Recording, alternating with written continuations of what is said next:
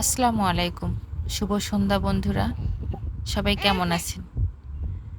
আপনাদের সঙ্গে একটা ব্যস্তময় সময় শেয়ার করি। আর ব্যস্ততাময় সময়টা হচ্ছে প্রত্যেকটা মেয়েরই তার রান্নার সময়। আর যাদের ছোট বাচ্চা আছে তাদের তো ব্যস্ততার কোনো শেষ নেই।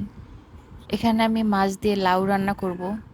ওই জন্য এক চুলায় মাছ ভাজি উঠিয়ে দিছি আর এক চুলায় লাউ উঠিয়ে দিলাম। মাছটা ভাজা হয়েছে। এরপর আমি মাছটাকে ভালো মতো কষিয়ে রান্না করব।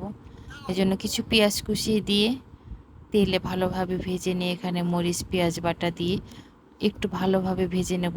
এরপর পরিমাণ মতো লবণ হলুদ দিয়ে মশলাটাকে ভালো করে কষিয়ে নিয়ে ভাজা মাছগুলো দিয়ে দিলাম।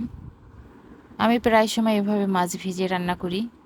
এভাবে মাছ ভেজে রান্না করলে মাছের যে একটা আষ্টা গন্ধ থাকে সেটা পাওয়া যায় না, খেতেও ভালো লাগে। এরপর মাছটা যখন হয়ে আসবে এই মাছের প্রায় অর্ধেকটা ঝোলেই লাউয়ে দিয়ে দেব। এরপর ভাজা জিরা গুঁড়া দিয়ে আমি লাউটা নামিয়ে নিলাম।